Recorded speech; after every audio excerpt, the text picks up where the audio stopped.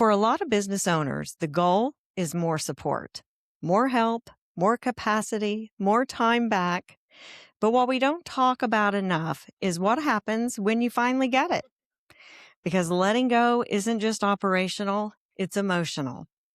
Today's conversation is about what it really means to stop holding everything and what happens in the space that's left behind when you let it go.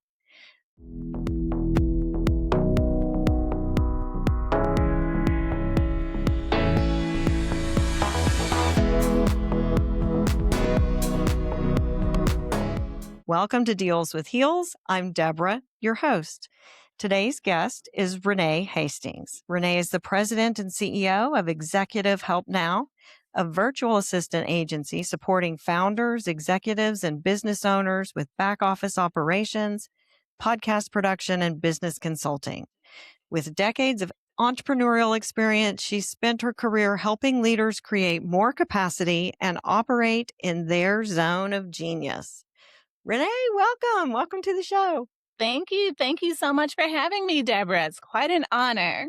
Thank you. I am so excited to have this conversation because a lot of what I've been focusing on this season is about how we fill our space and how we react to things emotionally and how that affects our decision making. And most of us are like, oh gosh, I can't wait till I can get rid of this and stop doing it myself. And yet it feels like sometimes when they do that, then they kind of claw part of it back because they don't know what to do with their time once that happens. And I'm curious, I wanted to ask and talk to you about it because you have to see it all the time where I thought I needed to have, and then they can't hold it once they let it go. Yes, we absolutely see this all the time. I think it happens mainly with those that are coming from being a solopreneur to actually starting to build and scale. And I can relate because it happened to me. And so I have such empathy for women in this space. And it caught me by surprise, actually, when it happened.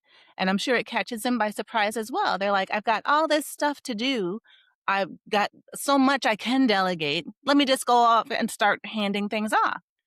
But then, if they're like me, what happened in the midst of it was this fear that just came out of nowhere and this trepidation. And I actually got physically shaky and almost ill at the idea of allowing someone else behind the curtain of my business and having to open myself up, be vulnerable, be exposed, and let somebody else in. It actually revealed in me something that I had to personally deal with that I didn't even realize I had to deal with before I could actually start to scale better. So yes, we see this. And so when I come across a founder who's going through something similar, I tell them my story and like, look, you just feel the fear and do it anyway and start ugly. No matter what it looks like, just start, just do it because it will become second nature. It will get natural. It will feel better. But first, as you work through the things that are causing this trepidation, then it will slowly work itself out. But you have to allow yourself to go through it. You do. And I feel like that loss of time, that loss of space that all of those tasks used to take up, the thoughts that we have to have about doing all of those tasks. So, for example, my podcast, I do it beginning to end by myself. It was important for me to learn it and do it at the time when I brought it in-house. And it takes up time and space and thought patterns and parts of when you're thinking about what I need to do to get ready this week. And so when that's all gone, there's this big open space, just like if you break up with your boyfriend or you have someone leave your life or a job is gone, it's about empty space. And so when I was planning this episode, I called it Delegation Grief. I'm grieving the things I gave away. Wow, that's so clever. So clever. And yes, that is And even too, like further to your example, if you're an actor, and say you're in theater and you spend all this time rehearsing, rehearsing, rehearsing, day after day after day, you're rehearsing. And then the day of the show comes and you do all the shows, and then it's closing night and the show's over. Then what, how do you spend those next few days? You're like, wait, I got no rehearsals. Wait, I got no stuff. I can't run lines. All this empty space. And so that can be um a different type of stress, but I learned this new word from one of my podcast guests. It's called eustress. And eustress is actually good stress. And Oh, that's the stress that causes you to drive harder, be more, reach for those things that you didn't think you could do. Because now you've got this capacity, you've got this time, you got this space. So, yes, while we grieve for a moment, don't stay there. no, gotta fill it up with the Feel it. things and having a plan for what you're gonna like, I'll often recommend to a client, you need to delegate Mhm. this so that you can do this. Do you have a plan for this? Because Yeah. this plan part's the part that I'm gonna help you with. That'll Mhm. get you doing the things that you should be doing at this Mhm. stage in your business. But to do this, you got to have some time. You're not That's going to be able to pile it back on. So that's a key element to, yeah. I think, helping people through that little process. So I'm Yes, curious, what did absolutely. you discover about yourself? So what I discovered about myself is that I have trust issues. Had, past tense. That's right. Don't be saying that now. Right. They So were earned and you healed from that. that's right. I've healed, I worked through it, I did the work, and I have now come on the other side and realized that those fears came out of, or that lack of trust came out of fear. And it, from way back when, just little, we all have certain things that we suffer, traumas, just different things like that, that end up manifesting themselves in these weird ways or strange ways or just ways that just kind of catch us by surprise. And we have to do some digging. But then, once we figure it out, and I'm a praying woman, I pray about everything. Asked for some help on, how do I get to the bottom of this? Because I don't want this to keep me from being everything I'm supposed to be. And right now it is. And so I need to, just fix it. Exactly. You just figure that out because that's what we do.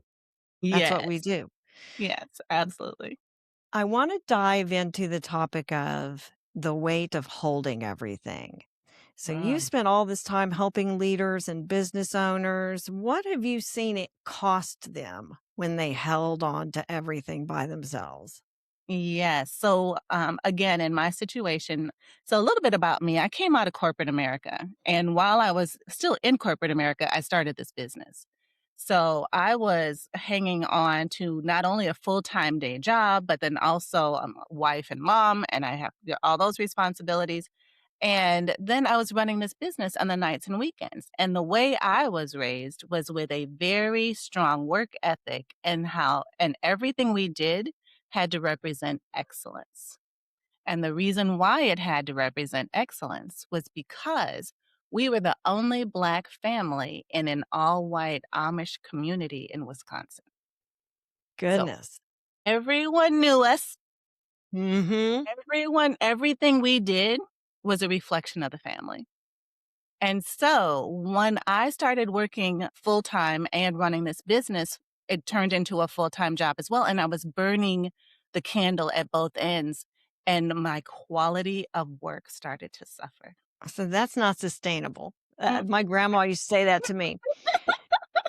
Deborah, you are burning the candle at both ends and you're about to be sick. yes, that's what my uncle said to me. He was like, if you don't stop this, your body is going to sit you down, whether you want to be sat down or not. So, yes, that is not sustainable. Working a full time day job, running your business full time, it is not sustainable. And you get not only physically weak in your body, the quality of your work starts to suffer.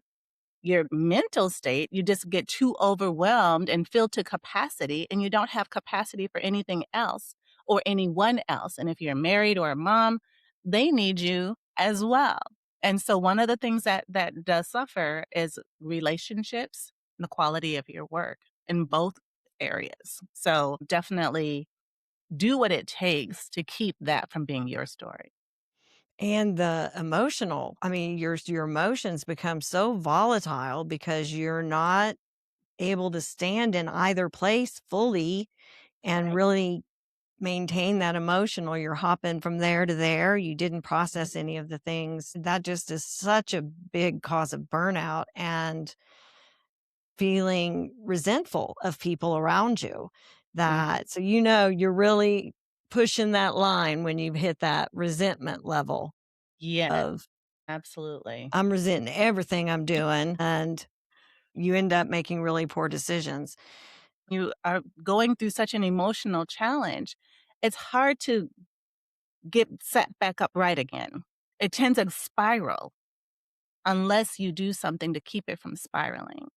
And not only is it then just impacting you, what as it spirals, it impacts all those around you, and it just becomes you become unpleasant to be around. And when you give off those kind of vibes and that energy, nobody wants to do business with you. So yeah, let's not do that. No, definitely not. Definitely not. I think that there's like I think rationally people think, delegation is good. It's practical. I can get these tasks. They understand how that works logically. But I don't think Mhm. they expect to feel so personal about it. Yeah, Right. It that's comes as kind of a surprise to them that why am I taking this so personally? And mhm. I succeeded in corporate America because I'm very good at what I do, not because I was good at navigating any of the emotions or the complexities or politicking in corporate America. And so often I would struggle with a little bit of um, just feeling so personally about it. But it also made me want to always show up at a certain level. And it gave me very high expectations of myself that Mhm. until I worked through those about myself, transferred onto other people for Mhm. unrealistic expectations. Does Mm. that come into play when they're feeling so personal about delegating it? Not that the agency isn't living up to expectations because I don't think they can live up to them. I think we've made this personal goal that is unrealistic for ourselves and it's transferred off onto others. That can oftentimes be the case where they have these unrealistic expectations, which, if you dig a little bit deeper, it could be a part of a self sabotage cycle, which Mhm. could be another topic for another day. When you have there's nothing wrong with having high standards. Let me start there. There's nothing wrong with having high standards. The the rub comes in when you have to allow someone else to come into your life and you expect them to be you. So everyone that you bring onto your team should be a subject matter expert in what it is that they are doing. They should bring with them their years of experience, their skills, their knowledge, their gifts, talents, abilities. All of that should come with them. And just like you have all of those things, they have all of those things as well, just in different areas. And that's why you brought them on. So when you bring them on and you allow them to operate in their natural gifts and skills and talents, which hopefully will complement yours, then you'll feel less pressure to hold them such a high standard of excellence because they already come with it. And what they are bringing is actually already a part of them and who they are. So you don't really have to worry about it so much once you get to know them because that trust is earned. And once you delegate some things to them and they repeatedly and consistently perform well and over and above expectations, it gets easier for you to give them other things and more higher value things or things that matter more than they did at the very beginning. Because you've earned that trust, they've demonstrated their level of excellence, and it is consistent with what you want to have representing you out in the world. I love that. It really ties in well to one of my common themes on the show and in my business, which is connection, especially in sales and marketing from a buyer perspective, connecting with them, their buying personality, connecting with your coworkers. And we see a lot in with AI becoming so prevalent and Mhm. taking away and people trying to use AI as full assistants, Mhm. and they miss that connection. Yeah. I Yeah. use my AI assistant a lot, but it's not a substitute for a person and a connection with someone. And That's true. so for me, it's not only about being in the sales environment and connecting in that way or from a marketing perspective, it's just connecting with the people around you. That humanity Mm. is something that can't ever be replaced.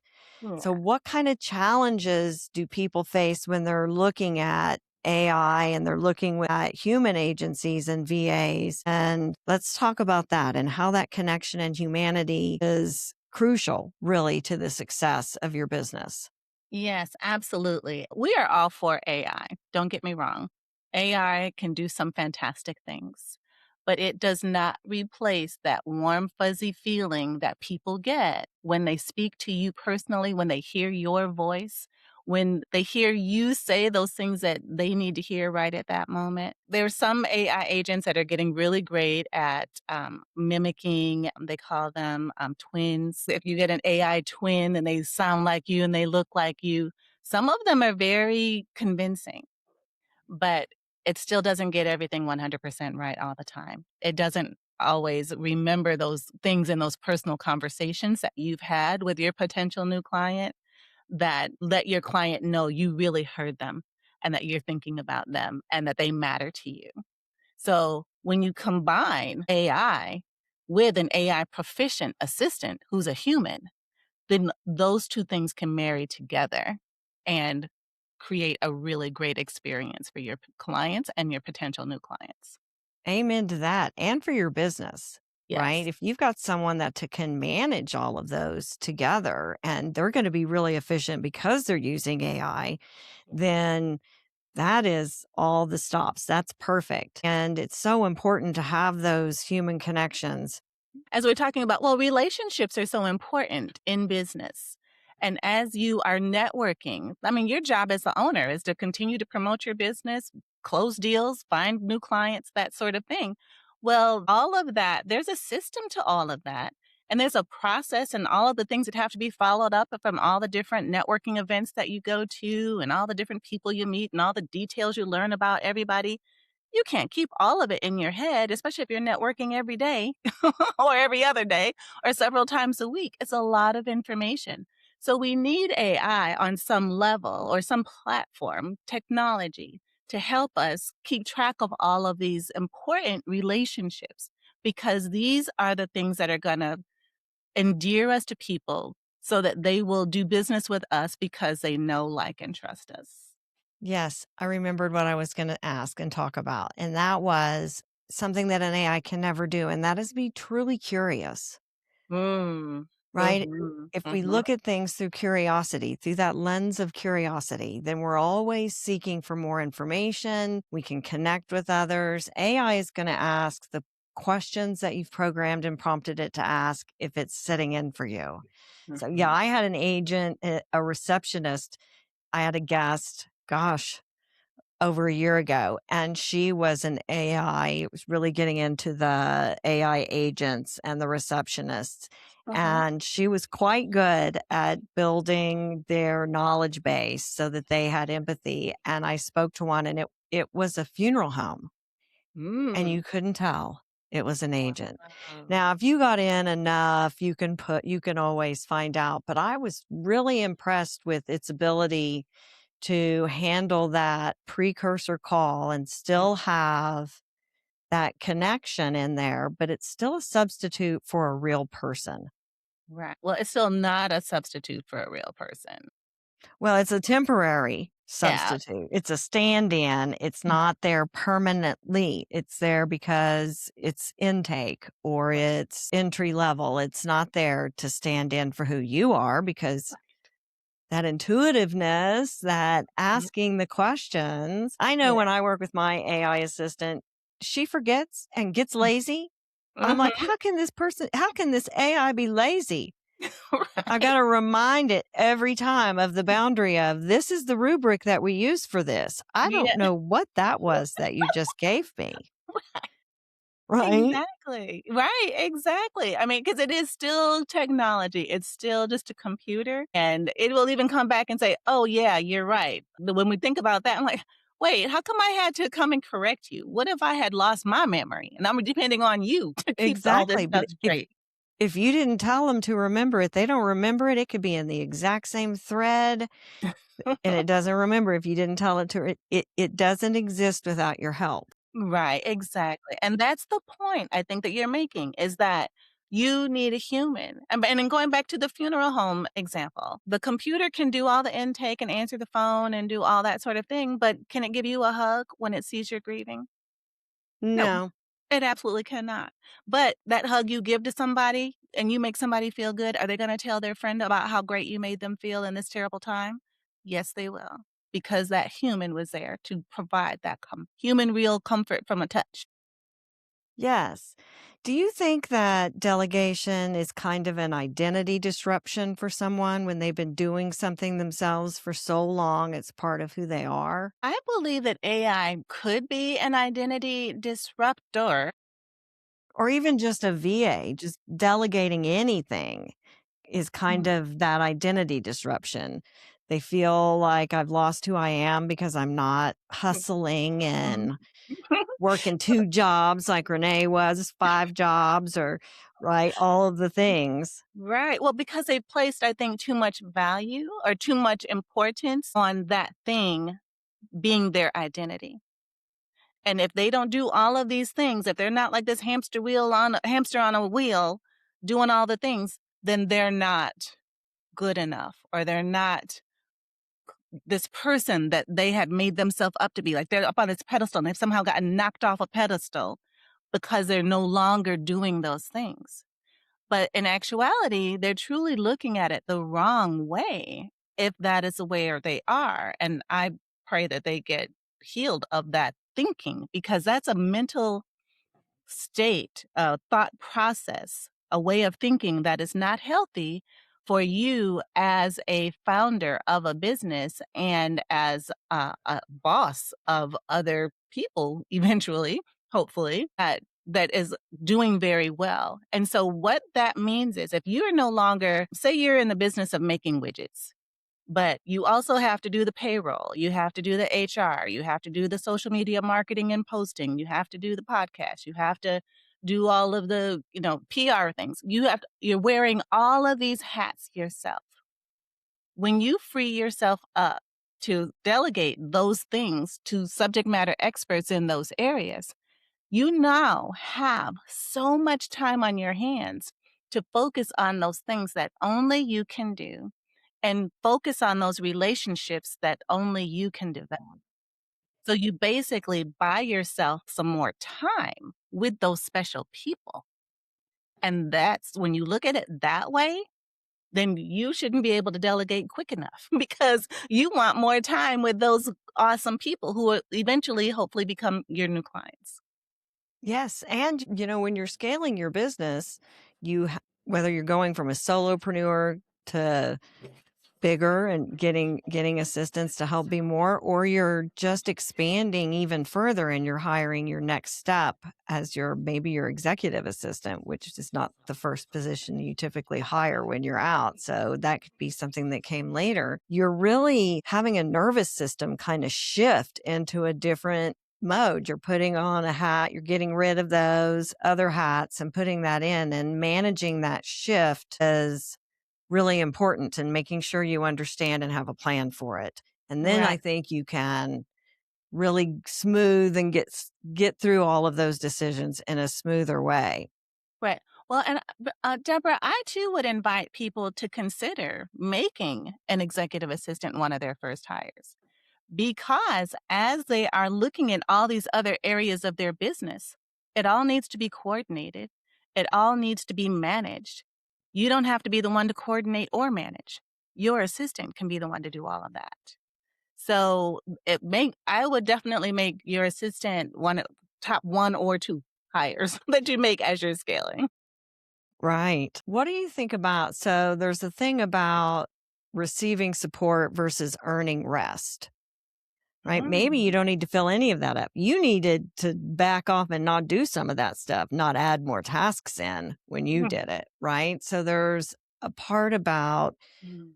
I need to receive support, but I also have earned a little bit of rest Yes, absolutely. And when you are working so hard, first of all, your body's gonna let you know, "You're every working way time. too hard." I can go deep into my reserve tank and not know I'm there. And man, as I've gotten older, I pay. I pay Yes. in that.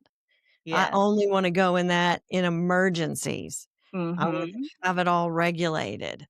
That's right, and I equate getting an assistant to self-care Yeah. because you are relieving yourself of that pressure, of that responsibility, and even though you still oversee, it's a big difference between overseeing and actually doing the thing. So, when you are overseeing someone who you've charged with doing a thing, it's a much quicker process, it's a much lighter process, it's not heavy.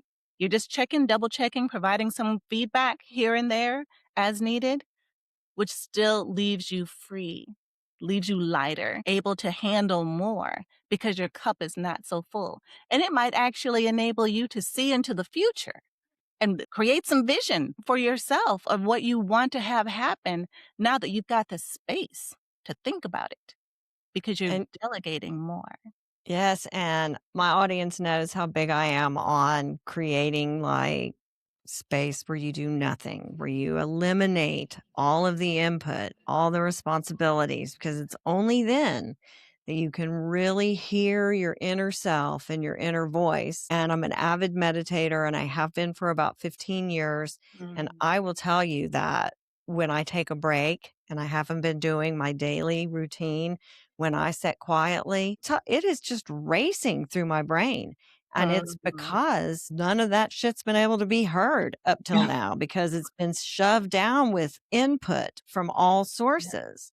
yeah, So having, absolutely. and sometimes we're in that place because we've taken on so much to make things work and Mhm. so you're exactly right. It's such great advice to delegate. And now, without all that pressure, without all the thoughts about having to do all of that and all the input that comes with it, and all the stress relief of doom scrolling that you do for 30 minutes after you've done it, Right. removing all of that input opens up your imagination to Yeah. just let all of that Mm. great genius come. And if So you're an true. entrepreneur, it's in there just waiting to come out. Absolutely. And just think about this. I would like to invite the entire audience to think about this. What could it look like if you only worked 3 days a week and you use those other 2 days to do whatever you want? Whether it is read a book, go shopping, clean your house, whatever it looks like. Working 3 days a week should be one of the goals that we have as business owners so that we can be free and have more time freedom to do those things. Or what if your day didn't start till 10 o'clock and it ended at 3 or That was a big deal for me. Leaving corporate America mm, was this guilt is the only way to describe it really for mm, not being at the desk by 8:30. It was like this thing that was conditioned in me from childhood from having to be here at this early time and work and so I got conditioned to that. I mm, might have been up till 11:30 editing episodes or working on client product and it didn't matter. I still had this feeling in my gut mhm. about this expectation that was in there. And so I've cured myself of that mostly. I've finally gotten where I can step away from that. But it's a big deal for people to try to see it as I'm allowed to have free time. And I have a grandchild. And so I need more free time. That 3 days a week starts looking good when you start thinking about the things that you can do. And Yeah, absolutely. And one of the things that, and I'm not saying you don't start your day till 10 o'clock. You may start your day at 8 o'clock or 8:30 still. but you don't take a single meeting before 10. No, Between I 8:30 and meditate 10, or yeah, pray or right, right, exercise exact or all of I mean, I used to all those so things. live by the hustle culture. Get up, get your hustle on. And you look at all of the successful people who start their day at 4:30 in the morning so that they can meditate and they can do their thing and they can do the sauna and they've got this whole list of things and yet they're still putting in that full day. And Mm, it took me time, 50 some mm, years for mhm, me to discover that that is really not the goal. And that is Henry Ford and his 40-hour work week to mm, protect us, right? mm, The government's always business, always coming mhm, up with the marketing message, something that I'm good at to protect us from having to work more than that. And mhm, now we're stuck with this Monday through Friday gig that we all have to work and we all have to be there with our butts in the chair. And half the time we're sitting there doing nothing. right, exactly, exactly, and the employer is paying for that, for you to And do mad. nothing. I mean, I had a client and he was talking about he needed everybody back in the office. It was post COVID and he was tired of all this virtual and he wants everybody back in the office.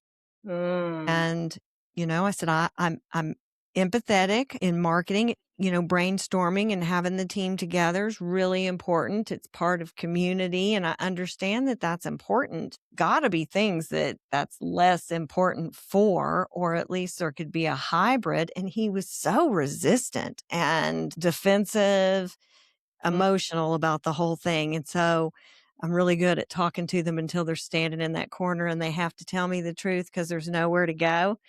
And he said, well, how do I know that they're working? To which mm, I said, well, is the work getting done? Are you paying for the work? Or are you paying for the hours? Because right, this trading hours for dollars, right? I understand, well, they may be working for somebody else, but is their work for you done? If the work's getting done, then they're working.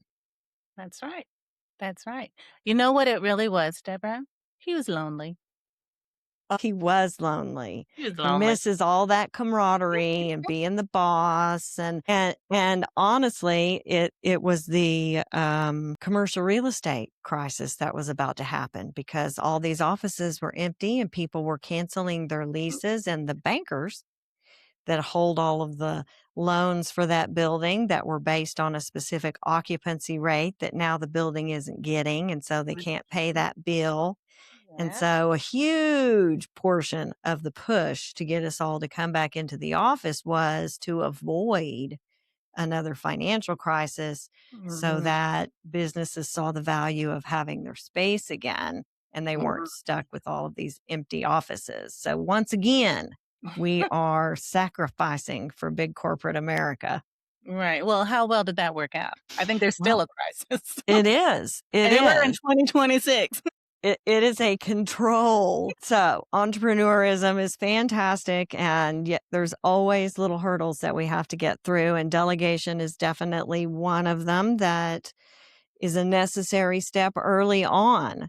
The Yeah. earlier, the better you get to do. Most of us aren't CPAs or bookkeepers or editors or schedulers. We're doing what we love and we have to do the rest of it Mhm. because that's part of owning a business. So Right. the more you can delegate that, the better off it is. Absolutely. To free you up, you can buy that time back and do what only you can do for the business and allow people to operate in their gifts. Don't rob people of their opportunity to operate in their gifts. Nice. I like that. That's a really great thing. Say it one more time. Don't rob people of the opportunity for them to operate in their gifts. Yes, I love that. And that is what that overbearing supervisor and the micromanagement does. It just creates such this hostile environment. And that's fantastic. I love that. I'm going to remember that. Well, like all my great conversations, we are coming to the end. And for someone who's listening who knows they need support but feels stuck or unsure on where to begin, what's the first step that makes that feel that conversation with themselves feel more approachable? One of the first things I would encourage the audience to do who might be struggling with delegation is first of all, find out what could be the root cause of this fear, because that's what it is. It is fear. Fear of what? When did that start? And how has that manifested itself over the years as you're doing all these things by yourself?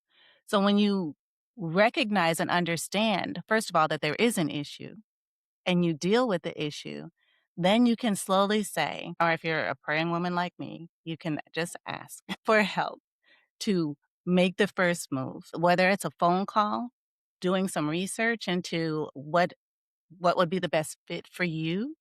You may not need a full-time person. You might not even need a part-time person. You might just need somebody a couple hours a day, and that is perfectly fine. Just start somewhere, even if you have to start ugly. Just start.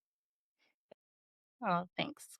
And tell us, I know everyone in the audience is like, I need to work with this lady. How can they find out more about you and your services and your show so they can check out your podcast too? Well, thank you so much, Deborah. I can be reached on our website is at executivehelpnow.org. We're on all the socials at Executive Help Now. I also host a podcast called Renee Speaks, which was actually birthed out of my experience of growing Executive Help Now as a woman business owner. I created it to help female entrepreneurs along their entrepreneurial journey so they didn't have to feel alone and make all the same mistakes that I made as I was getting started. So I bring on subject matter experts in all the areas: bookkeeping, finance, marketing, social media, PR, HR, all of the things, lawyers, all the people who help us be great in our businesses. A new show drops every Friday at 1 o'clock on YouTube and different streaming platforms. So thank you for this opportunity to share. I had such a good time, and delegation is hard for all of us. I think we sometimes just don't want to let go. And you gave us some great tips and insights into how to make that happen. And so I'm grateful. I will link to all of Renee's information in the show notes, everyone. So, if this conversation resonated with you, if it challenged how you think about leadership, capacity, or the pattern shaping how you run your business, then my work lives on beyond this podcast in your growth.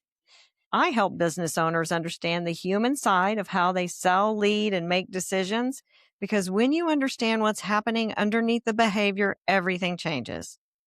So if you're looking for a place to start connecting in a human way, I've created the Human Sales Playbook. It's a free resource that walks you through how to approach sales in a way that actually feels aligned, grounded, and sustainable. And it has a lot of the things you and I talked about, Renee, in it. So you will find a link to that and all of the ways to get in touch with me in the show notes as well.